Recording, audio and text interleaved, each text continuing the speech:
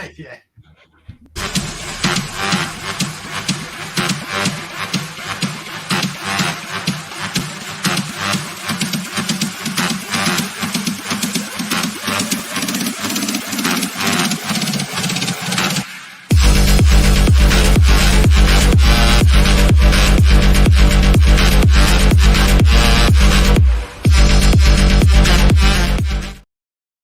Good evening, Cubes of the Cash. Gary B, the Casual Comic Guy. And guys, we have a brand new co-host on the show this evening. Everyone, please welcome Ignacio. How are Thank you doing for today, having me, man. Ignacio? I'm great. As always, when I spend some time with you guys, I'm having a great time. Nice. And we are very thankful for you to joining us and participating. And of course, on our special Saturday night edition, we have the one and only Dr. Von Hoots as our main man of focus. How are you tonight, DVH? Yeah, I'm really good, mate. Thanks very much for having me on. I'm really excited. It should be a lot of fun. So before we get going, as I like to do on these shows, give a quick overview of yourself and your channel, and then we'll say hi to the chat. Well, I'm Dr. Von Hoot from Comics from the Spiral Dimension, and I've got a channel which I upload. It's mainly a look at me channel. Basically, I do Monday unboxings and Friday unboxings. Sometimes the Friday can drift into the Saturday, but generally speaking, that's the routine. Monday and Fridays upload 10-minute-ish videos where I upload stuff with my co-hosts, Mrs. Von Hoot and the Magic Badger. So yeah, that's basically it. Now, did you come up with Magic Badger's name, or did Magic Badger come up with it? Well, I've been calling her a variety of nicknames for a very long time. And Badger's one that sort of has always stuck. Like, I use Badger quite a lot day to day, so Magic Badger is pretty much the way it goes. Nice. All right, we're going to say a quick hello to the audience before we get looking at your books and see what's unique about how you collect and how it relates to you. So first in, as always, we have Las Cruces. Good evening, sir. Nice to see you. El Green Machine joining us. Good evening, sir. Psychedelic Comics, always in the chat as well. Thank you, buddy. We have Lee from Whack Comics. Good evening, Lee. Nice to see you, buddy. KDBM or KBDM. Why do I always reverse those two? KBDM, good evening, sir. Collectibles to Astonish, good evening, buddy. How are you? And we also have Dale of Suspense. Good evening, Dale. So we're getting a full house in here. We have K-Pop. Good evening, K-Pop. Nice to see you, Katie. And we'll keep saying hi as people keep rolling in. But for now, we are just going to turn it over to you because you're our focus. And we're going to see what your first book is and why it's amongst your favorites. Okay. Brilliant. Well, I figure I should probably start from the beginning, the actual beginning. Okay, so this is issue of Wolverine. Can you see that clearly? I don't know. Oh, yeah. Is that in focus? Kind of, yeah. Yeah. Okay, cool. Right, so this isn't a particularly special issue.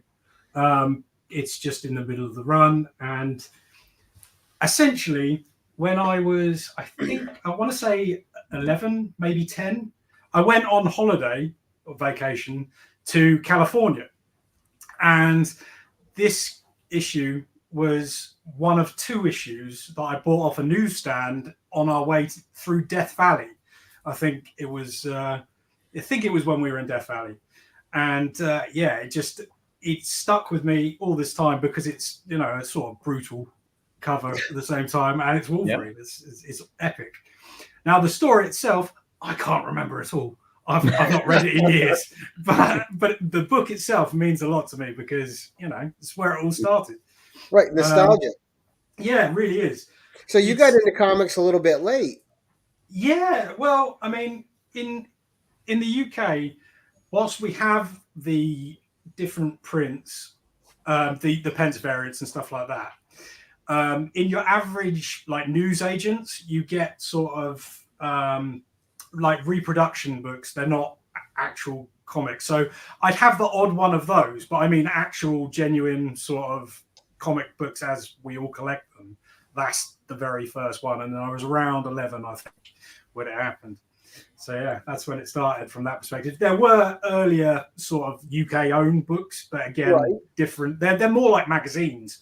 Yeah, Like, Yeah, there's I have a always couple. They're so cool. And what I like about foreign books as compared to our books, and I'm sure it's the same way in other countries with what when they consider a foreign books, I like how sometimes they'll rearrange the panels.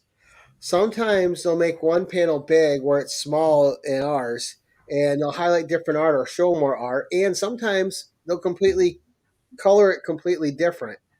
Like Red Sonja in the UK would have blonde hair most of the time back in the day instead of her red. yeah, crazy. Yeah, a lot of the it's fun. reprints we had, often they didn't have color at all. Especially if you go back to sort of the 70s reprints, they're all just black and white interiors. And weirdly, I've got a Tomb of Dracula, a couple that I got for my birthday. So my sister bought me. They're the reprints. They're the one. What is it? Tomb of Dracula 11's first blade, right? Am I right on that? 11. I think you are. The cover for Tomb of Dracula 11 is the Tomb of Dracula 11, but the book before it is reprinting Tomb of Dracula 11. So Blade's first appearance is in the other copy. Like, it's really weird. And that they have a couple of issues in each one, I think. So I think that's probably why. It's a weird. And I always thought it was cool the way they mashed titles together. Like you had Conan and the Avengers in the same book. I mean, that still happens. You can go into a newsagent's now and you just get like 3 or 4 different comics that are completely unrelated in one book. Yeah. And what's the cover title for those? Because, for example, here in Argentina, I think in Latin America, the Flash, what's called Flushman, like when you flush a toilet. Right. What's with that? What's up with that? Yeah, that's intriguing. To be honest, I don't know. I haven't bought one in forever. I think they're just usually sort of like, if you wanted a Spider-Man one, it would be called something like Spider-Man Unlimited and would have maybe like 4 or 3 different stories from various Spider-Man just reprinted, basically. And Spider-Man Super Special, I think, was one of them too. Yeah, could be. Yeah, because I have a couple of those here from the UK. Right. Okay, so before you go to the next book, I wanted to add to your point that there's always that book that pushes you over. Yes.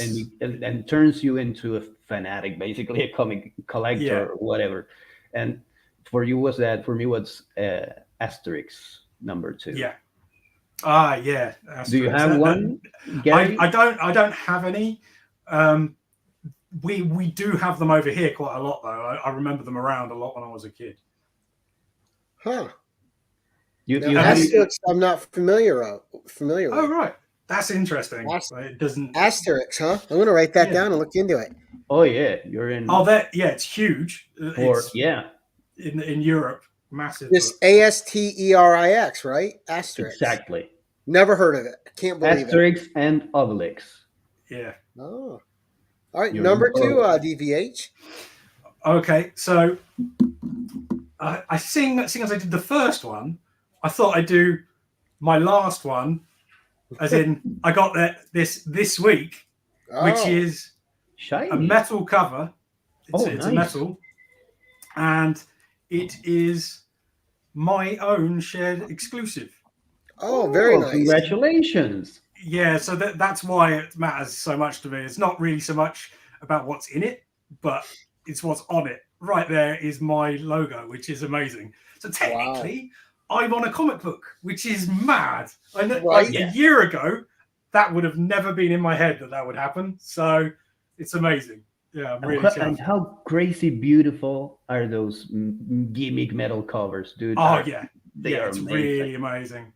I'm gonna own a metal cover one day. I've never gotten one because usually they're around $100 whenever you see one.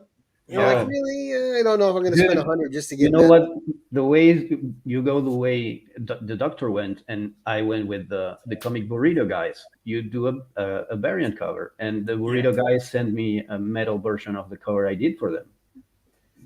That's it. So the metal cover, there are 30 of them worldwide. And I have 8 of them. So, yeah, it's pretty pretty low print run, and we've got regular copy as well, which is limited to 200. I'm selling them at the moment on IG if anybody wants one. But yeah, I've got 8 copies of that left because I only had 20 to sell at all. Nice. So, well, people, let's Well, get to it. congrats on having your own exclusive. That's awesome. I'm super happy with it, and it's just I never thought it could happen. So yeah. Cool. Yeah, and it's super doable nowadays with all the interconnectivity between us as a community and with the creators. It creates a great synergy. Yeah, I mean, I was just there, right place, right time, when a Kickstarter was on, and they were looking for like specifically small dealers, and I said, "Well, I'm not a small dealer, but I have a small YouTube channel." You can be, yeah.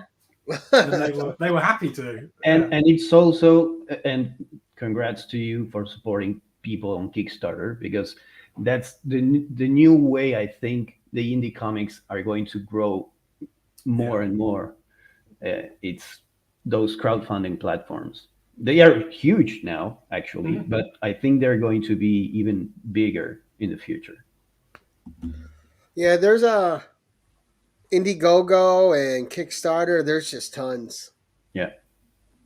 Even you see the top artists like Perillo and the Tim Hildebrandt. So you see them doing it all the time on there with exclusives. Yeah. And it's a great place to see them cut loose, because they don't have the guidance of the big 2 companies, And Big Brother's not watching when they're doing it. Exactly, so they can do whatever they want. All right, number 3, DVH. Okay, so what do we go with next? This is interesting. Now, he said he had to fight to get the list down, Ignacio. I gather I would too. Dude, what is that? Max. Right, I never saw that cover. This is the Max? This is the Max issue 1 Ashcan. Oh, signed here by Sam Keith. So it's in black and white, right?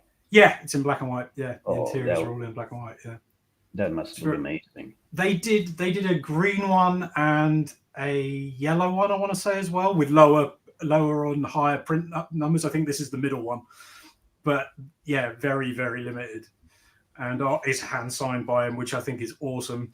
Now the Max is interesting because I didn't read the Max until I was quite a lot older, but the cartoon that came out in the mid-90s, I was obsessed with on MTV. I absolutely loved that cartoon. So as soon as I could get the comics when I was older, I jumped on it. And then I saw this on eBay and was like, yeah, this good. I've had it for about 20 years now. But I absolutely love it. It's awesome. Now in that Image era, there was a couple of them that got cartoons. I mean, Spawn obviously was the biggest with the movie, the HBO cartoon. Yeah. But you had Wildcats got a cartoon and the Max. Were there any others? Let me think. Youngblood never got one? I don't think so. Or Gen 13. I thought I remembered a Gen 13. I want to say Savage Dragon got one, but I'm not 100% on that. I think Gen 13 got a movie. I think there's a Gen 13 movie. I think it must be crappy. Like a made for TV movie? Yeah, exactly. Like the JLA movie way back in the day. Oh, I wonder who played Fairchild. That Ashcan looks beautiful. Yeah, I love it. It's really cool. And I don't know if you normally get Ashcans, but I'm a sucker for any kind of mini comic or if it's in any kind of different format. I don't know why. It's just really fun for me. I mean, it's anything novel, so anything weird. So yeah, it was sort of right up my street that it's. Now, what attracted you to that in particular? Did you already know about Sam Keith and his art, or was that your introduction to him? Was it just the cartoon? I guess it was, because the cartoon I watched when I was, I don't know, 14, 15, something like that. And I didn't actually read the Max till I was about 18, 19, 20, somewhere around then.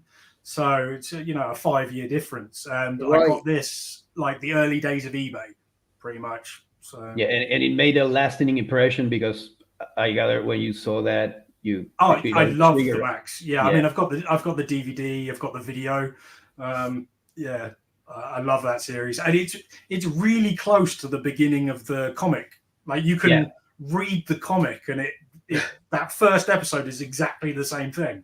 Yeah, Like, and it's exactly the same kind of weird and twisted history. yeah. No, It I've is. never seen that cartoon. Oh, Oh, it's wicked. Gary, It's start really making a list of things to see, to read, and watch because the Max Asterix, dude, you're in for a treat there. Yeah. Well, I'm on and off again. It has to be the right property with Sam Keith for me to like it. I'm just not an overall lover of his style. I Yeah, think it fair enough. fits some Right. things, and other things I don't think it fits at all. I think he Obviously, thinks it the fits his own same. creations because that's out of his mind. Yeah, I can see that. I sort of think that he needs to stick to his own thing, and that it yeah, sort of because works. he starts suffering through the creation, but that's why the story says the legend that's why he couldn't get through the whole run of the Sandman because he wasn't feeling it. Yeah. He was basically doing it as a gig, as a jobber, and that's why He just he couldn't had to connect with it, huh? exactly. That's as the legend says. So the tales are told. Yeah, exactly. All right, number 4, sir. Okay. Right. This one's a bit of a classic. Oh Yes. yeah, we've seen So, that one a few times. Transformers. yeah, this is the first print. I bought this when I was about 16 at a local comic book convention. But I'm 40 now, so I've had it for a while. I think it was something like £40 at the time, like quite cheap. It would Pricey. never be that now. Yeah. Right. I as a kid, I was absolutely obsessed with Transformers. I mean, I still sort of am. I mean, I've got a bunch of them. Where are we? There, in this cabinet. All Transformers. Love Transformers, specifically Generation 1 and the early days of Marvel as well. It's wicked. It's just one of my favorite covers to look at as well. You just like Optimus Prime. Right. And just another different style from Bill Sienkiewicz, who just could do so many different. He could do so many different styles and do them well. Definitely. Yeah. In those times when Marvel handled all those properties or those IPs, they had to adapt. Well, that's one of my favorite robot covers. It's that one and ROM 1 by Frank Miller. Just great. And also Shogun Warriors 1. Yeah. And that, and the brilliant thing about that is just it's a perfect movie poster. You just have to use that as your movie poster. You don't need anything else. Yes. Yeah. Yes. I'm with you 100%. Sometimes I wish that the Transformer movies, live action movies, were more faithful to those days. But that's the old. Don't get me started on. Oh, I hate that. That's a bad idea. Yeah. Now, that's why I caveat that I love G1 early cartoon stuff. Does Magic Badger share your love of Transformers at all? Absolutely not. It's okay. My kid doesn't share my love either. She liked the first Michael Bay movie, and otherwise she just couldn't care less. Every time I tried to get her to watch it, she does like a lot of stuff that I like. It's just Transformers for some reason hasn't landed whatsoever. So, yeah. I mean, I think it's for the best if she doesn't like the movies because those movies are visual noise. Oh yeah. Right. I can't. Now, Bumblebee was good, but the Michael Bay, all explosions and really poorly written jokes just kill it for me. Yeah. Yeah. And it said he went with too many little parts on him, gotten too specific, and it just didn't look like the characters. Exactly. I mean, the one thing that drove me insane was about I think it's in the third film where Optimus Prime like executes the main bad guy, but it's really brutally violent and savage, and he's almost happy about executing somebody, and it's just like his character. That's not Optimus Prime. You like whoever wrote this has no idea about what Optimus Prime would do in that situation. Well, would feel guys, terrible. we're getting into this. Apparently, we can avoid it Yeah. See, I said don't bring it up. No, it's all good. because it's the same feeling I get from the Teenage Mutant Ninja Turtles version he did. Because I don't Yeah. think his whole team, because he's not solely responsible for this, but I don't think they get it. And if they get it, they are trying to change it in a way that it doesn't resonate with me, and I think with you either. Yeah. No, but they did the same thing with Turtles and Transformers, that first one at least, right? They're like, "Ooh, put Megan Fox in it. We'll bring guys in." I mean, they weren't wrong about that, though, were Right. they? Like, Of course not. All right, number 5, sir. okay, so this is one for Durs. There we go. There you go. A little spawn. Yeah, a little bit of Spawn. Specifically this issue, because it's when I started to collect Spawn when I was 17, 18, something like that. Like, it's a long story, but essentially I went away from collecting as a kid in the middle of my teens, and then When you discovered women. Yeah, but then I discovered badass like action stuff like this Spawn, and I was like, I'm back in. Yeah. Like it's proper, it's metal. Look at him. Look at Spawn. He's in a big pentagram. He's metal. Yeah. So yeah, love it. So was it the cover that drew you to that book first off? I'm trying to remember. I can't. I can remember actually physically buying it. I can actually remember being in there because it did influence me quite a lot, but I can't remember what. I mean, I think it should be the cover because if you, probably. I don't know which issue is that because I only bought the first issue of Spawn when it came out, and I never bought another Spawn book because I didn't like the story behind it. I don't like McFarlane as a storyteller. I like his art. I agree with that. This is issue 84, so it's Capullo on the art. And for a Spawn cover, it's very minimalist.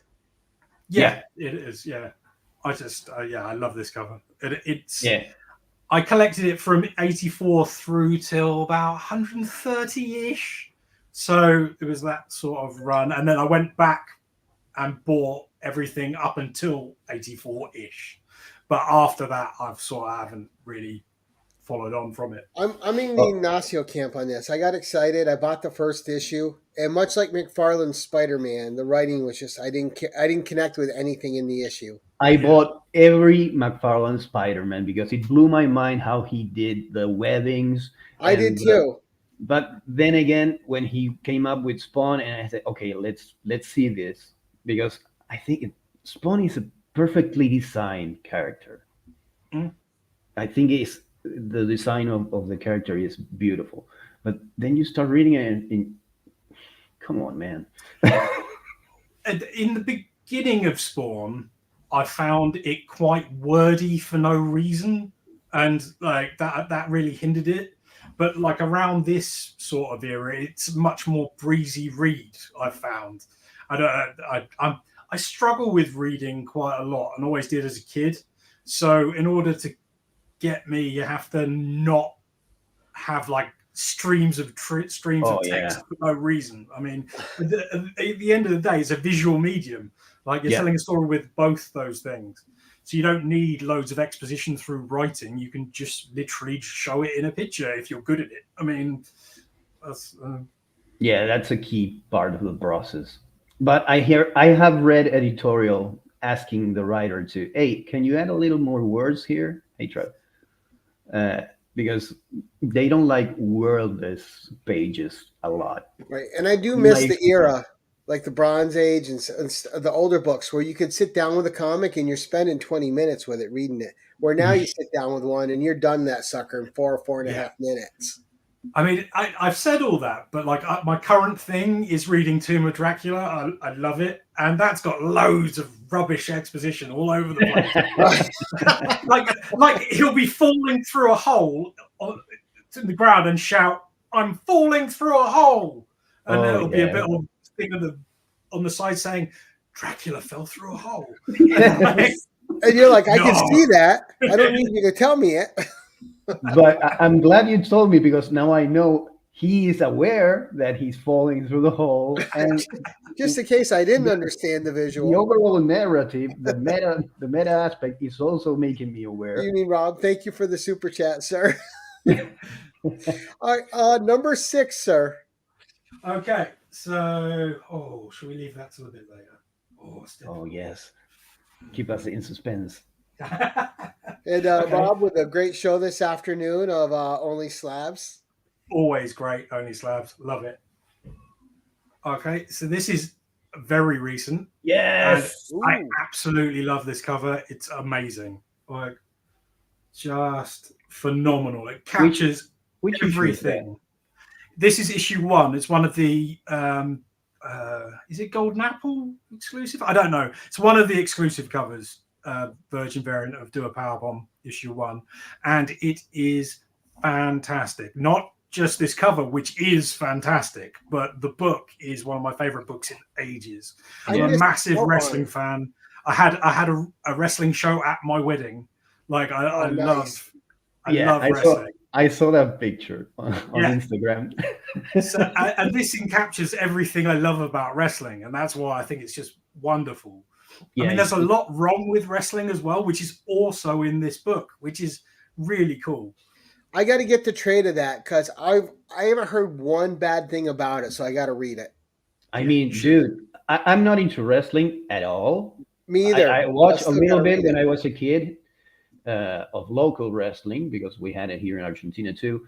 But when I follow Daniel Warren Johnson on YouTube, and he does Friday with D-Dubs, and usually every Friday he does a live stream when he's working, and he's telling you what he's working on, if he can.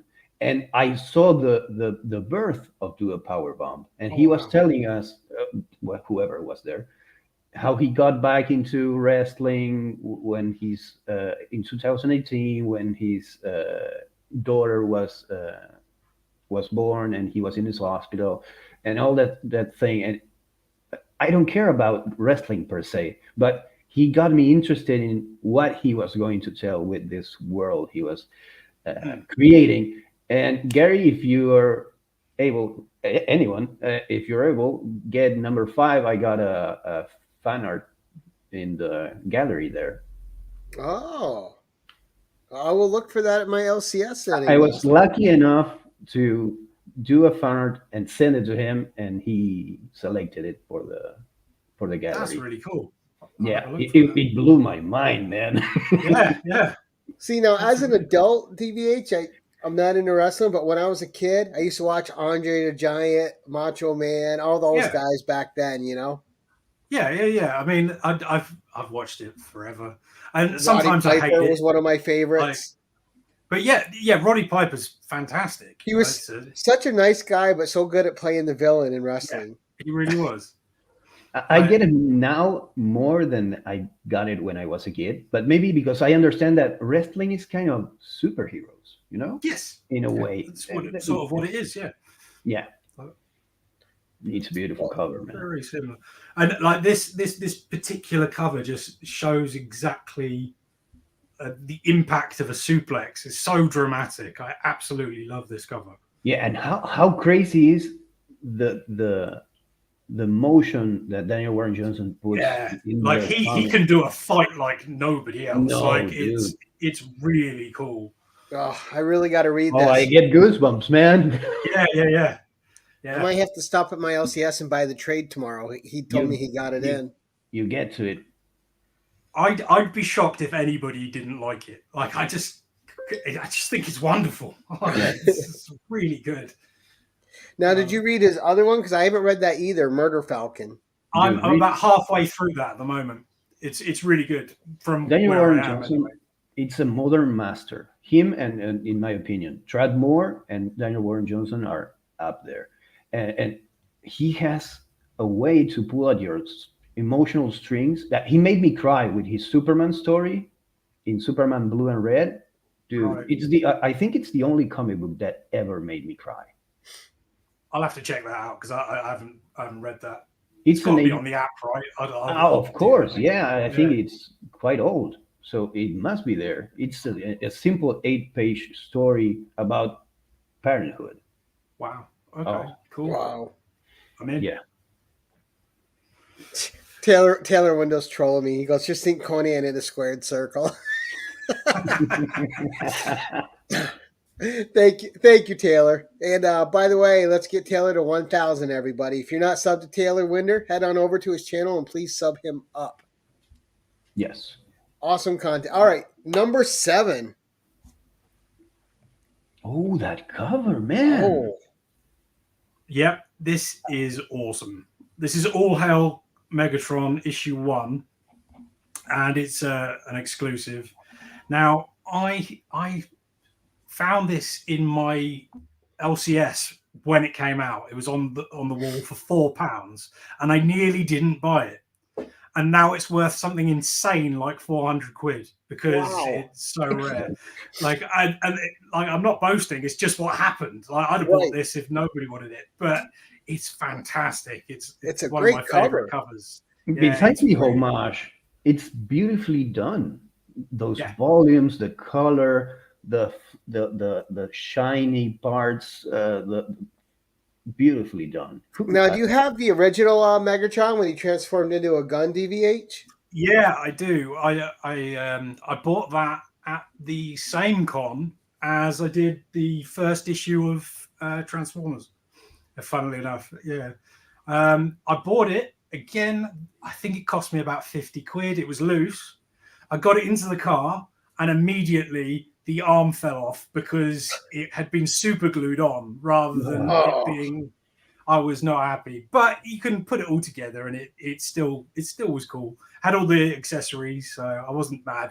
It was one that I never had as a kid, which I always wanted. So when I got it, I was super chuffed.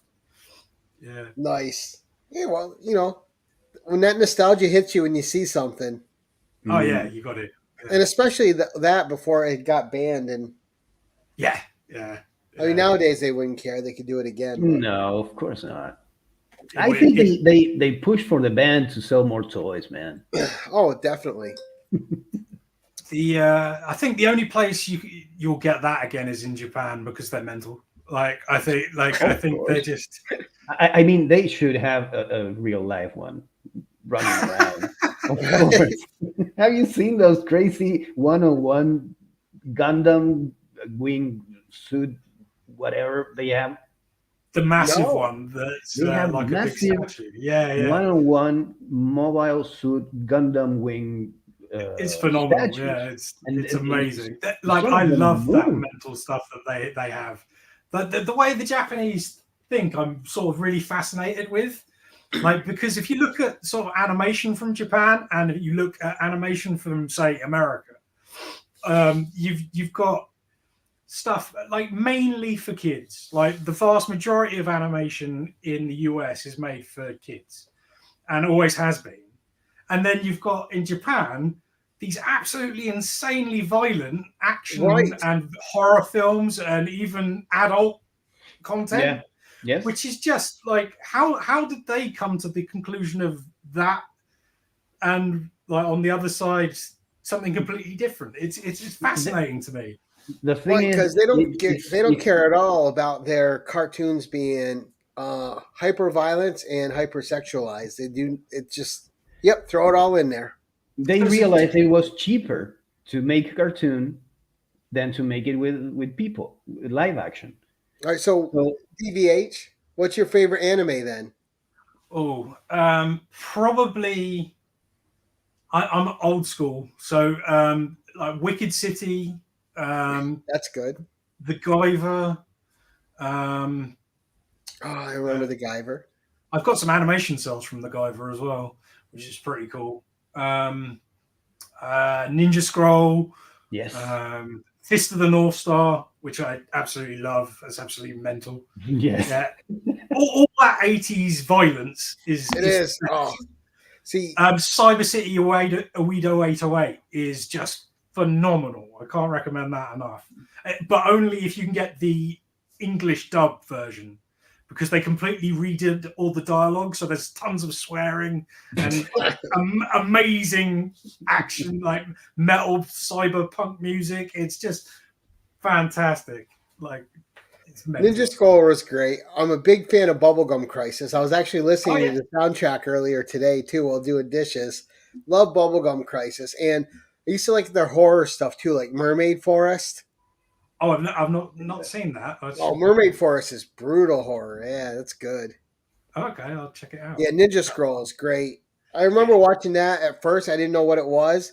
And by the time that was done, I was so hyped up. I was like, that was so good. Yeah, yeah. The level of animation in Ninja Scroll is Yeah, top notch. it's phenomenal. If you guys like violent and adult animation, it's making maybe a little seeping into Western animation with the productions from Invincible, for Oh sure, yeah, yeah. and also the Legend of Vox Machina in Amazon. Hmm. That's extremely for Yeah. adults. It is.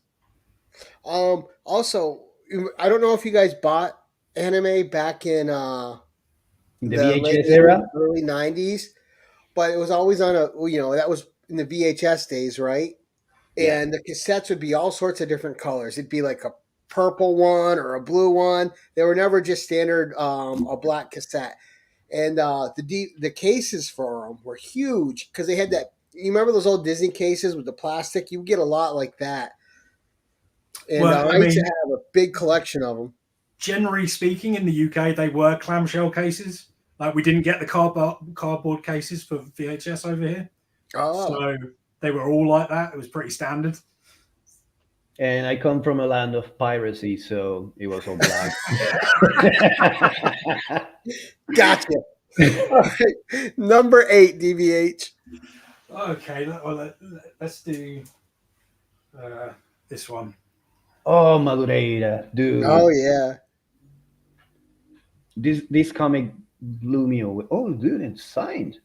Yeah, you see that? I don't know. This comic changed my mind, my Nice. life. Stan Lee, huh? Yep, it is a Dynamic Forces, Ooh. which I bought when I want to say about 17, 18 from QVC, the shopping channel. Wow. They had a deal where they would had Dynamic Forces stuff on, and they had signed stand book, and I jumped on it. Who's it signed by? It's Tom DeSanto and Stan Lee. Yeah, it's very cool. There's Tom DeSanto's signature. It's a bit banged up, honestly, because when I got it, they packed it so poorly that it had been Yeah. like Oh, crunched. But I don't care. It's Stanley's No, of course not. autograph. Like, so yeah, I think it's the only Stan I've got as well. So I don't have any signature, but I have that issue. I think it's some box around my house. it's a cool cover. It's a cool. I mean, this dude. This is the first Madureira I ever saw, and his Ameri manga style Yeah. showed me that okay, different things are happening in the medium, and I fell in love with this dude. His I can art see is. that. I mean, yeah, that Storm's crazy on there. yeah, She is. yeah, and everything is super stylized and big. It's very manga style, but It is. Yeah. I can totally see that. Yeah.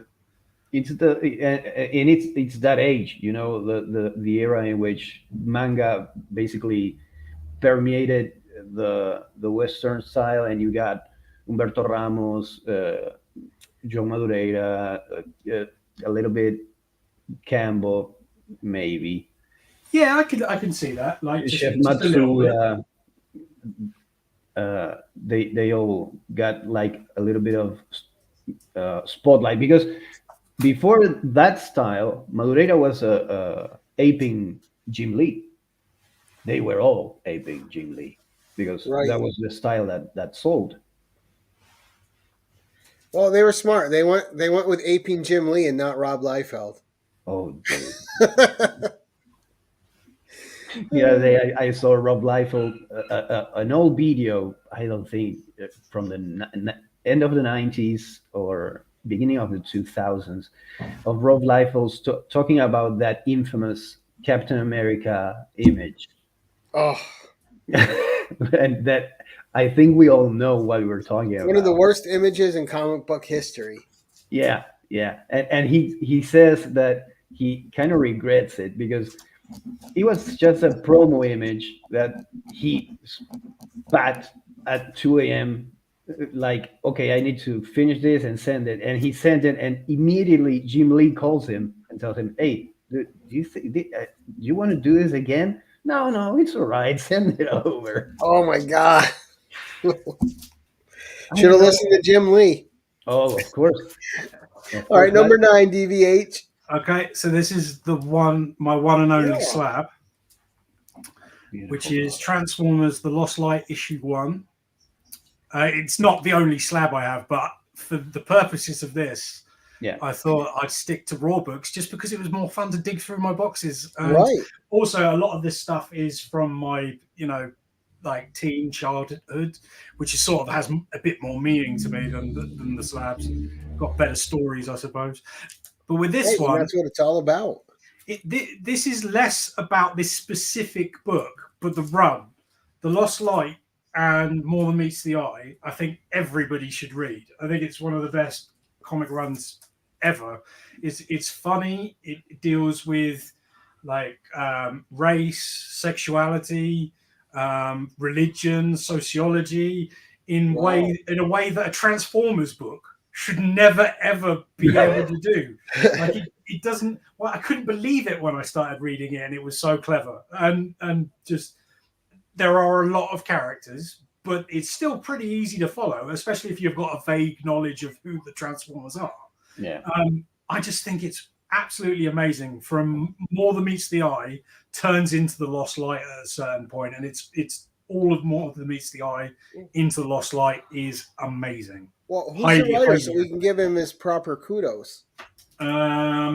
It's James Roberts' story. Yeah. And can you tell us a little bit about the overall story that got you Okay. so into it? Yeah. It's set after the war.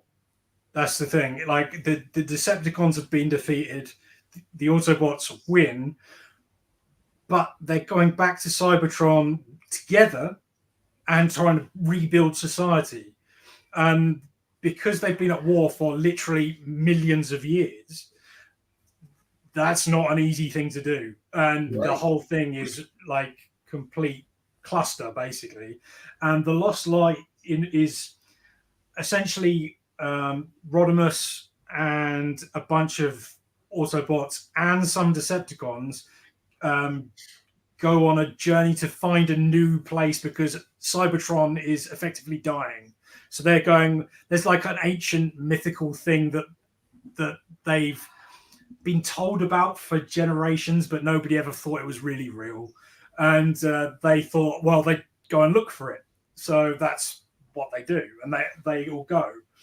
And I don't want to spoil specifics in case anybody actually wants to read it, but it's fantastic. And it has some of the best character development, and seriously, the way they tackle sexuality is just, I couldn't believe that they did that in like a kid's toy property the way that Yeah. they do. Wow. Because you got to think, like it makes all perfectly logical sense. There are way less female Transformers than there are male, so it Right. stands to reason that there would be much more like homosexual relationships. It just makes dude. perfect sense, and it's all in there. It's really clever book, and the whole run, can't say enough about it. I think it's wicked, and it's not.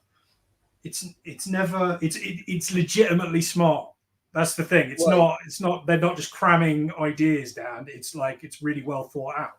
I mean, if you're going to introduce homosexual relationships in a comic book about fighting robots that transform into things, I think you have to be clever or you're missing the Yeah. point. Yeah, it's wicked. Now, do you Yeah. still read the IDW run? Well, it's finished now. I'm pretty sure. I think they've just finished. Yeah, they Because lost now they're the going over to. IP. Are they going over to Titan as well? I don't know. I haven't heard who's picking it up. But yeah, they're done over there. See, what's interesting about the IDW run is they stopped it after the Lost Light and rebooted the entire continuity, and that wasn't very well received. So I never bothered reading it, like, because the Lost Light and More Than Meets the Eye are so good that I just thought, You why just didn't bother? see a point. Yeah. Now, did you read the entire first Marvel run too? No, that's an interesting one.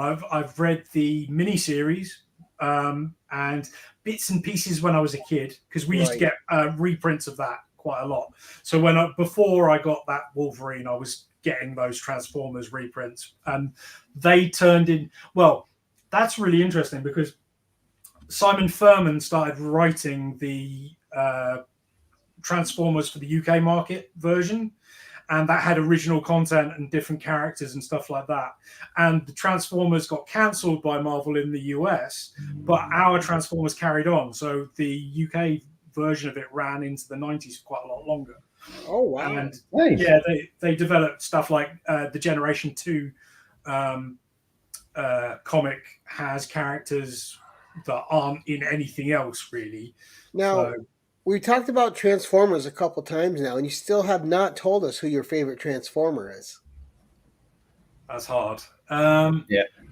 I mean, Optimus Prime is probably the top, but then I think I also really always loved, if we're talking toys particularly, I love Sea Spray, which is just a little, like, he's a hovercraft, little blue hovercraft. I absolutely love Sea Spray. He's amazing. Oh, I don't know that Transformer. Huh. Yeah, he's sort of a bit of a nothing character, really. He's in a couple of episodes of the cartoons. Like in the Lost Light, he's already been killed, so like he's not in that. Like, so you know, but Scorponok was a big one. I got Scorponok when I was like, I don't know, 6 or 7, something like that. And Scorponok blew my mind. I got it for Christmas. It was the best gift ever. Yeah, I love Scorponok. I don't know. There are loads of cool Transformers. That's the thing. Yeah, it's like usually people are like one of 4, right? They're usually Optimus, Megatron, Starscream, or Bumblebee.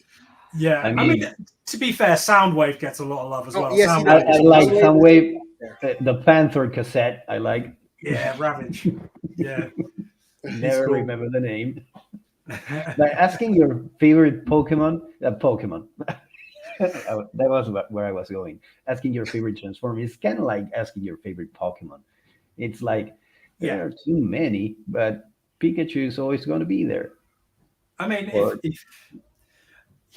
like because of the way it worked with Hasbro just developing the cartoon to sell toys, they just would suddenly there would be a new character every week that turned up, and then you never saw him again. Yeah, it's just be like.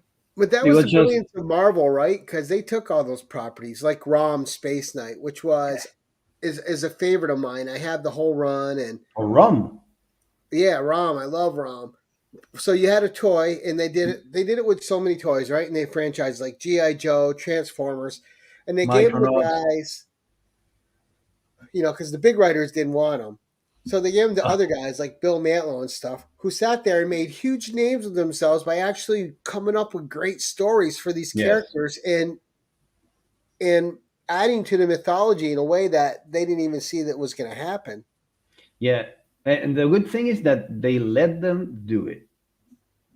Basically, they didn't interfere. I mean, Bill Mantlo wrote the whole ROM run. Yeah, and he was Larry Hama made up because there was no villain, basically.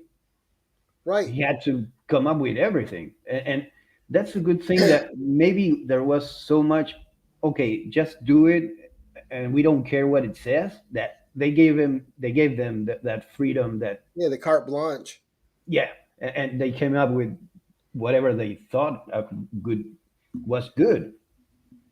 Now, before we get to your number 10, DVH, because I like to ask this question because we brought up a few of these books already today. One of my sweet spots that I really enjoy collecting in comics are things you can't get in reprints. Like you can't get a collected volume of ROM from Marvel.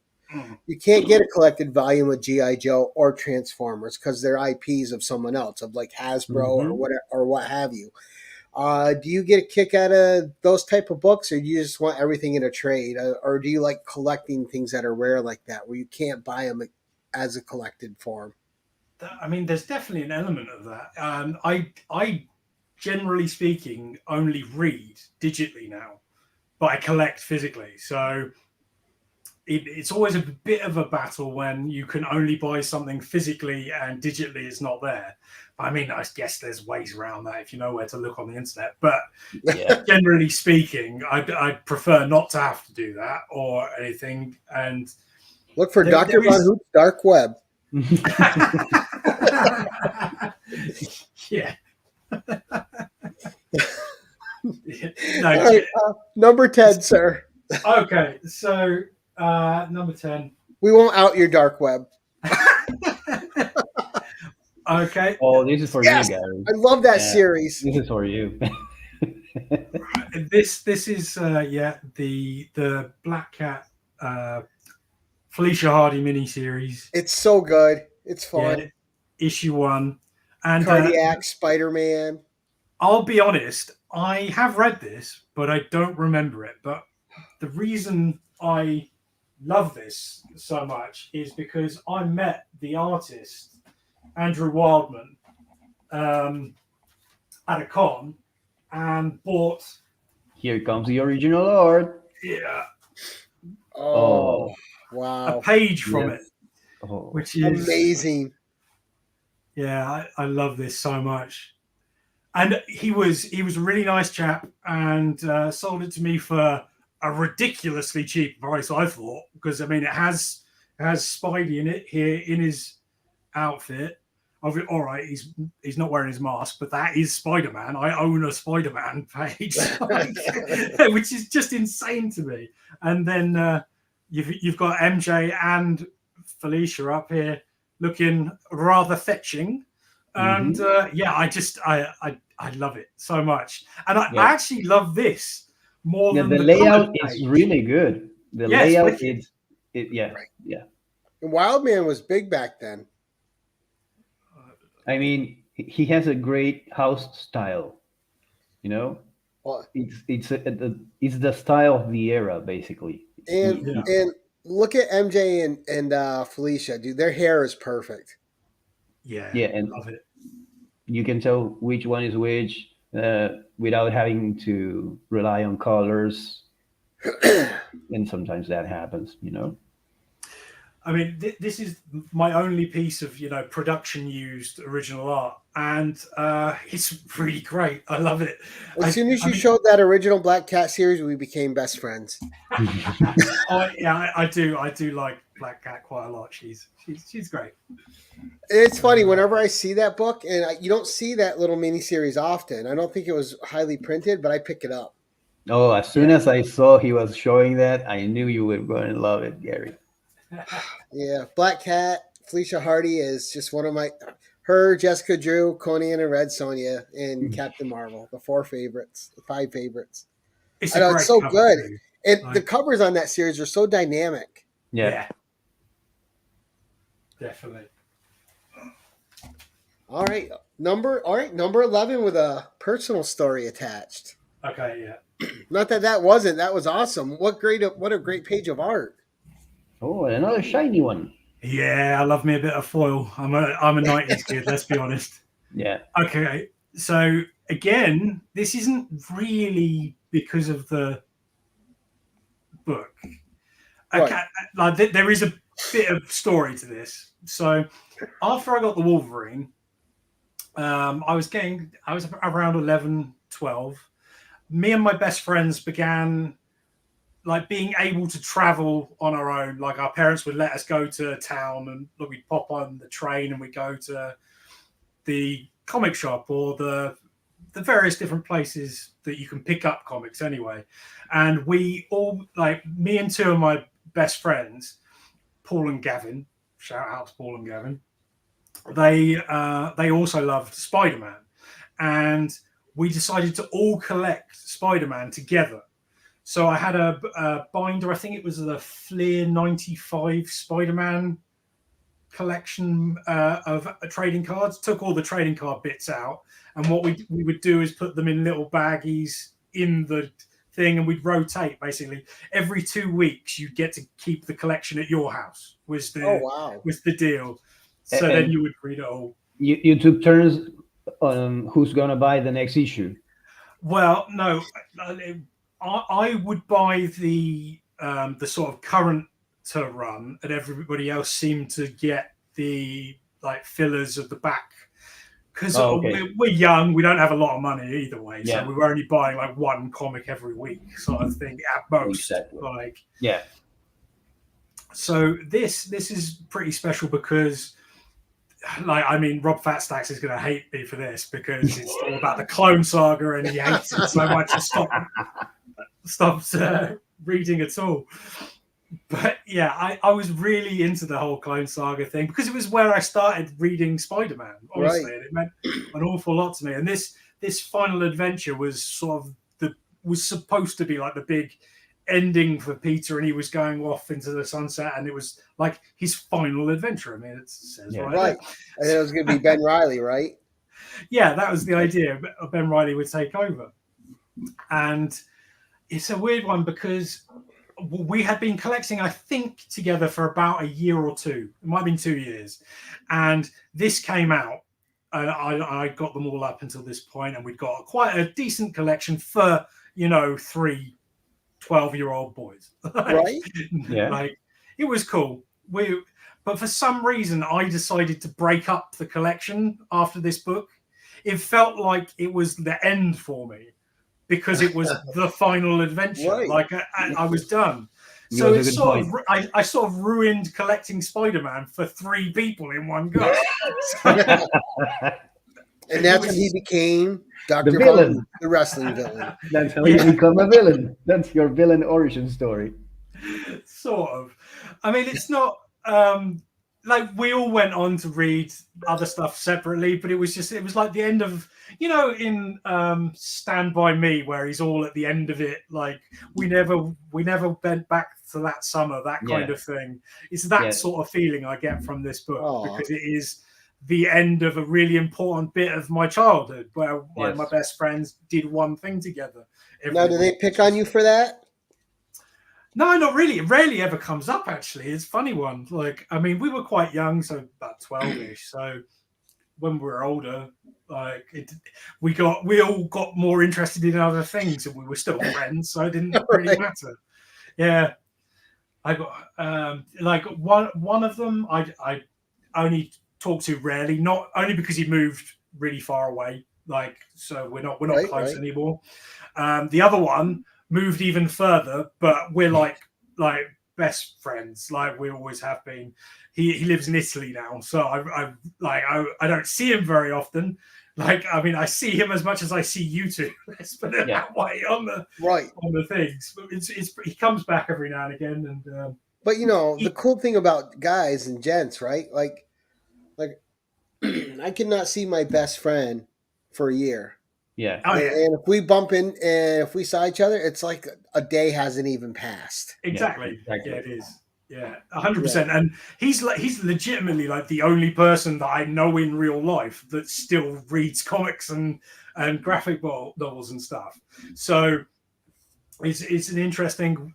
Like we're basically the same person. He just lives in Italy now. Like he's in another market, basically. Yeah, that's because Italy has its own.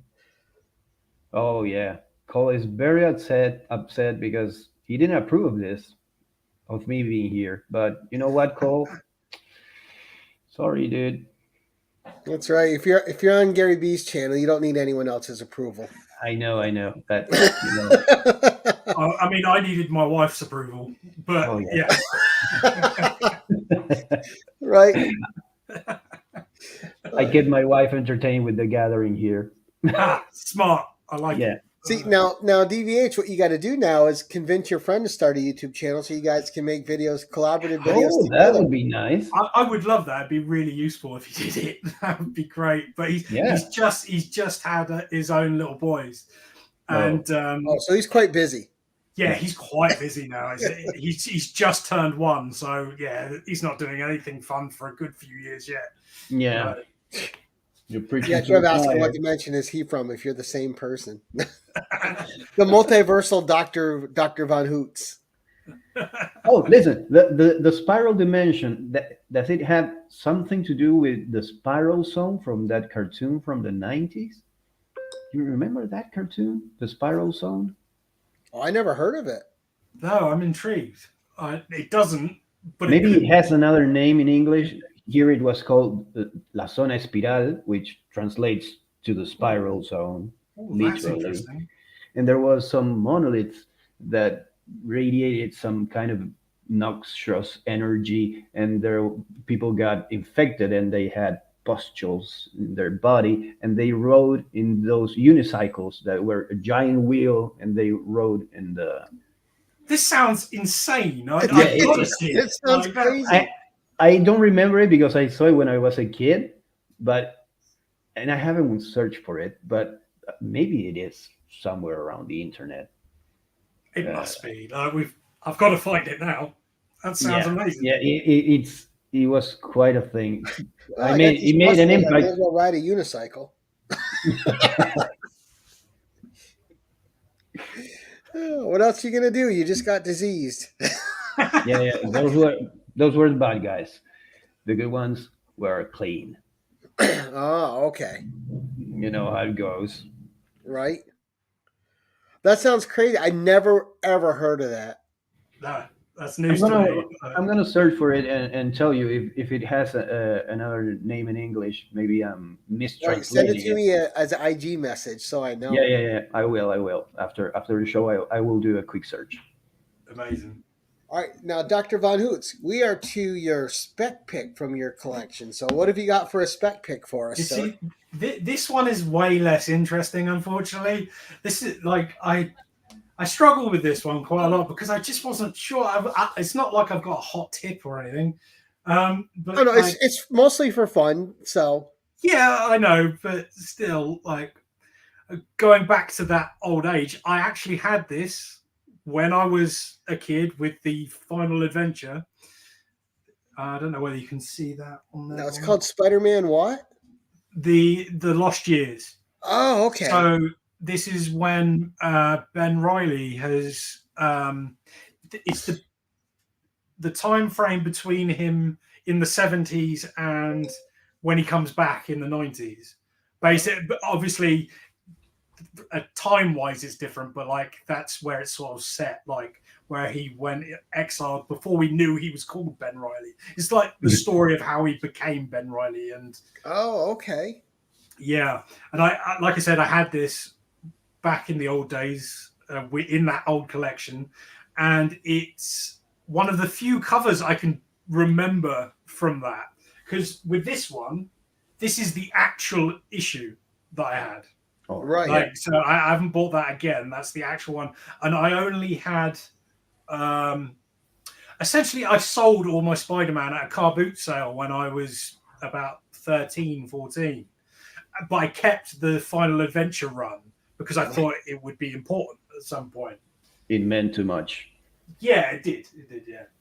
Well, And it that certainly does now, but I can remember this one quite clearly and a couple of others. But the reason this is a spec pick is because what's the character's name? Hallows Eve now in Spider-Man. Madeline Pryor. No. Actually, Hallows Eve. She is in this book. Her first appearance. Oh, okay.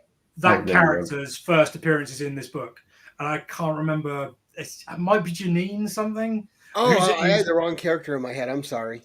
Ben Riley's girlfriend, who is now Hallows Eve. So, yeah, so it is a good spec, and also it sort of has a little bit of a story to it as well. Yeah, Now, are and- you a Ben Riley fan? I am in so much as like from the 90s. I haven't Scarlet honestly Spider? read much. Yeah, the Scarlet Spider stuff. I love that. Like I loved that was. I don't like what they're banging. doing with him now. Well, he's Chasm now, isn't he? Like, Yeah. I've only just started reading Spider-Man again. so I really don't have that much of an opinion. I stayed away from it for a really really long time. Yeah, Because apparently that's the way to go. Right? If you hear the Spider-Man lovers, I do hear a lot of negativity, particularly to ASM. Like people don't like that book at the oh, moment. You know, the thing with me, DVH, is I collected Spider Man a lot. He was like him and Conan were my two main things I collected, right? Right. When I was younger. But, I got out. Like, I had all those McFarlane issues. I sold them all because I moved a lot when I was younger, never, like, you want to kick yourself, right? But, yeah, when I got back into comics in 2019, there was no way I was going to do Spider-Man. There was no, I just, it's too much back history. I have my favorite stories from him from the past, and I'll stick with those. And I'll get a mini series here and there, or and have fun with it. But I can't collect the main titles because with Spider Man, with Batman, all the two bit the main companies, they're big characters. They're like in 12, 13 books a week. Who can afford yeah. it? Yeah. Try reading X-Men. Yeah. Right. I didn't pick up X Men again, and I loved the X Men back in the day. I read it every time it came out, and now I don't bother. I've always been fortunate in so much as like I like X-Men. I don't love X-Men, so I've never felt really the need to collect all of X-Men. There was a So while I loved it. it it must be really tough, like the amount of the sheer number of books that come out for both. You're right, Batman and X-Men. They're Yeah, crazy amount of titles. Well, they yeah, make it almost uncollectible for people on a budget, right? How can you Oh afford yeah, to definitely. read all these characters and follow them? No, you cannot. You can maybe follow the main storyline. For example, when the Jonathan Hickman started his run yeah, with X Men, and he did the Power House of X, Power of 10. Maybe you can collect that and then veer into the main X Men title. But then they started branching out, and I mean, X Men got a number one a year after their previous number one. So you got an X Men number one each year. What is this? Right? yeah, And then X Factor, X Force, Marauders, Hellions, just But then again, that gives you the chance to read what I am really enjoying. It's the mini series that they did with Sabretooth. That's one of my guys.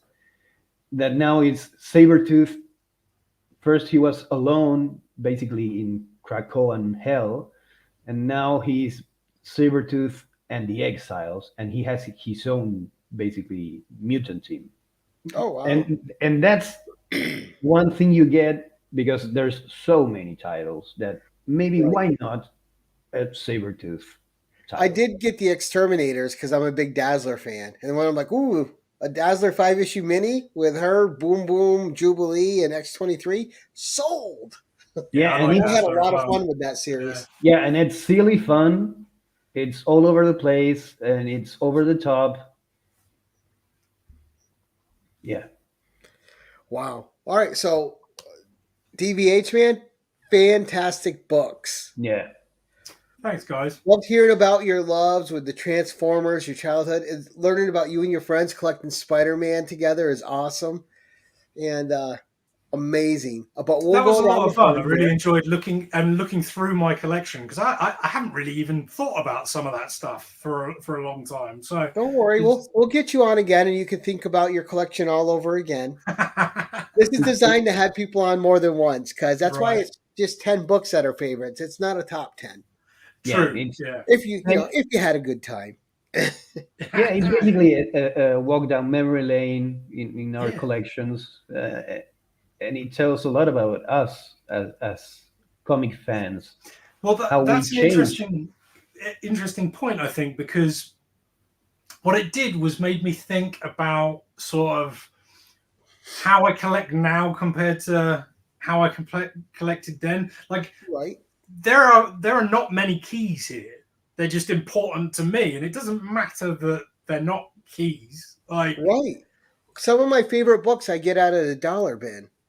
It's yeah, just the stories are good, and DVHS part of why I created this show, because you can go to any channel and see big books or key Yeah. books. That's what people want to talk about. But the success of this and why people like this show and why I enjoy hosting it is it's not about value. It's about personal connection to your books Yeah. and what books are important. And it's really cool to see like what you bring on and learn a little bit about what was going on in your life and why these books were important to you. I know I just find that side of collecting way more interesting than the value side of collecting. Yeah. I'm more Because interested in the personal stories. Like, what did you read that really hit you? Rather it's something silly or something heavy, it doesn't matter. Just why did it attach to you?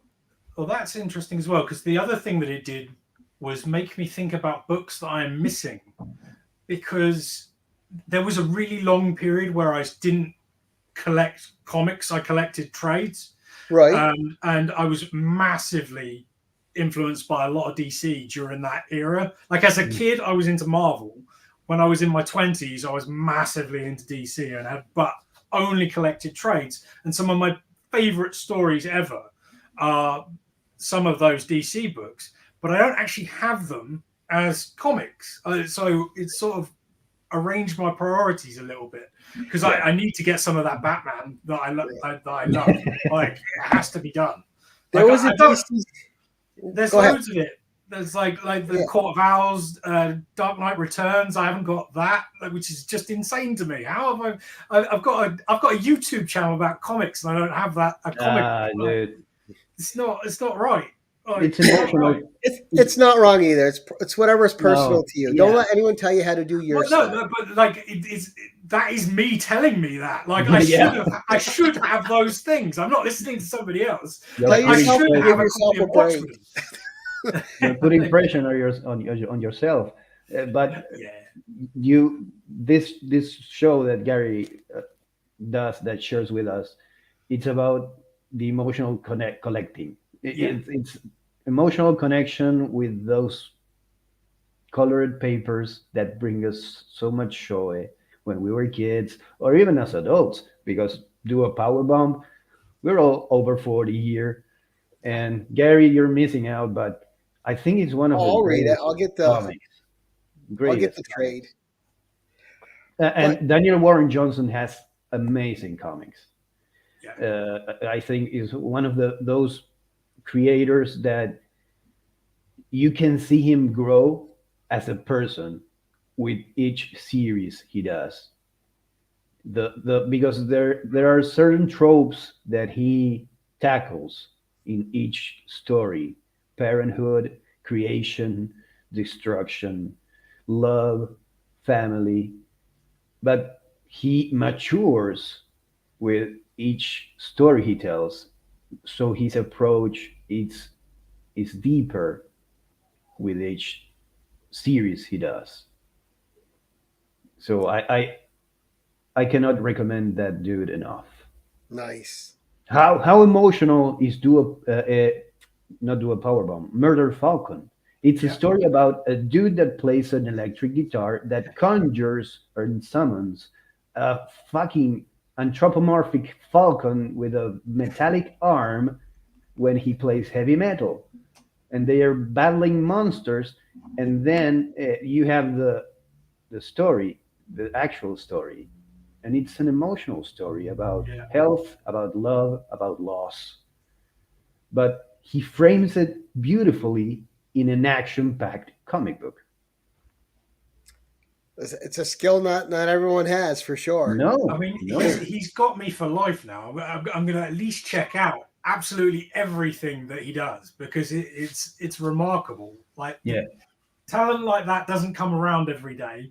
And if you can, even though he's already done it, like, and he may not do anything great again. He might not. I doubt it, because he's amazing. But like, he did a really impressive thing at least twice, because I've read Murder Falcon halfway through. It's amazing. And Do a Powerbomb is amazing start to finish. Oh, like, you should. The next one you read from him, may I suggest, it should be Wonder Woman: Dead Earth. Yeah, 100%. Excellent miniseries. Excellent. I'm going to get it on the app when this finishes, and I'll load it up because because it also gives you a frame, because it's Wonder Woman, so you know who she is. Yeah, I could tell you Red Extremity. It's one of his series, but that's all his creation, his world, his setting. But when with Wonder Woman Dead Earth, you get a story about Diana, and it is a very personal story, and you have all the knowledge about the character. The same with Beta Ray Bill. I think he told the best Beta Ray Bill story there is. That was him on Beta Ray Bill? Yeah. Okay. I was looking for it here because there was a book I wanted to share with you guys. I thought I had it right next to me. But one of my favorite DC reads was a 12-issue maxi series called Camelot 3000. Did either of you ever read it?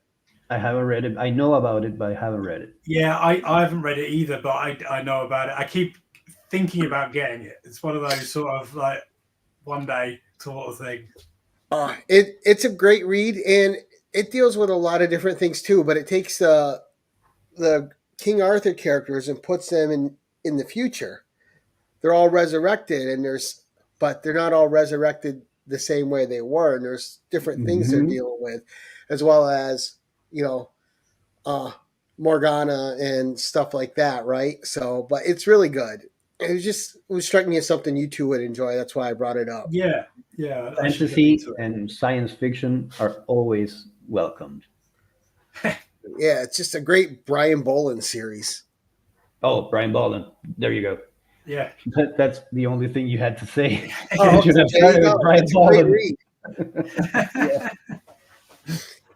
But no, all right. So we're going to go around the horn. First, we'll start with you. Ignacio, what's coming up for you, sir? No, there's nothing coming up. I probably Two Nerd Dads. This Thursday we'll have a new episode of Two Nerd Dads. We don't know yet what are we going to talk about, because that's how we roll. We come up with a title, just a title for the show, for the episode, and then we go from there. But it's spiral from there. Yeah, we spiral from there. Had to fit that in for DVH. It was very good, very good. So we don't know what are we going to talk about, but each Thursday at noon Eastern Standard Time, if I'm correct. I don't know. I live in Argentina. We go live with Nick, and we shoot the shit, and we interact with the chat. So if you ever want to come to the show or have something that you want us to discuss, shoot us a message. And maybe if you even want to, you can hop in with us and we can talk, like when you joined us this past show, Gary. That was unexpected, and that was amazing. Well, I'll jump on more now that I have a different work schedule and I can get home. I'll always have to leave a little early to go get my kid, but that was a lot of fun with you guys. It was. Now, are we going to see Daddy Ignacio on Whack Comics anytime soon? Maybe. Probably in the next Whack Live. I don't know when is that happening, but I'll be there. For my channel, we have coming up is we have I always say Kale because he's my buddy here, but Geek Spot YouTube channel is the next person on the 1011. We'll have him Tuesday, so that'll be a lot of fun. And DVH, what's coming up for you, sir? So I shot a couple of videos earlier today because I had the face paint on and all that. That's not your face. Yeah, so I'm unboxing a bunch of raw books and a slab on Monday. Oh, and got some cool new stickers from Trev the Shipping Guru and Cole's Comic Claims. So that's cool. We opened those, so that was nice.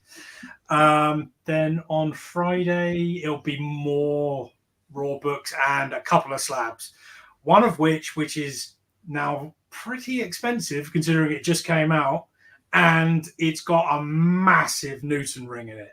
Like it's huge, and it's like, so I have no idea what I'm going to do about that. It's just so disappointing. You get this really, really great book, and it's got a massive, funny old blotch in the middle of it. We've got we're at something like 186 subscribers now, and so I've started to think about the 200 because presumably I'll get there. I hope so. Probably. And it's we're not far off our first year anniversary as well, which is nice. So yeah, that's about it. Which face paint, Rag? That's his face. Yeah, no, the face paint's on my legs. Like you can't see it.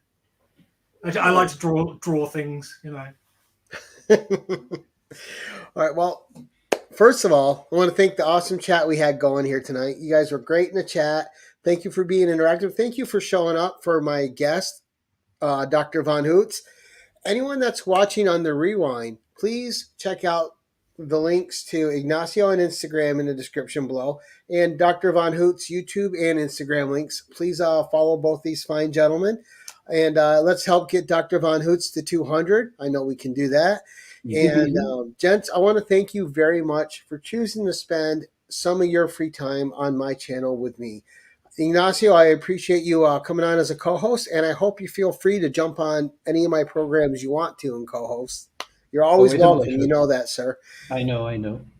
DVH, man, it was a great honor to have you on tonight. Maybe we can get you on the hot seat for an interview at some point, and yeah, we might have to do a special night for you. I know. Honestly, I'm just blown away that anybody wants, to have a chat with me. Oh, come on, dude! It's loads of fun. I'm the same way. I'm always blown away that anyone wants to come on my channel. But now I've been doing these shows for like 2 years now. It's a great show as well. I've watched a bunch of them. Like it's but really I appreciate you, gents. Anyone that's watching in the rewind, thank you so much for spending time on the channel. The chat, thank you guys so much. And as we like to end these things, keep it casual. Keep it casual.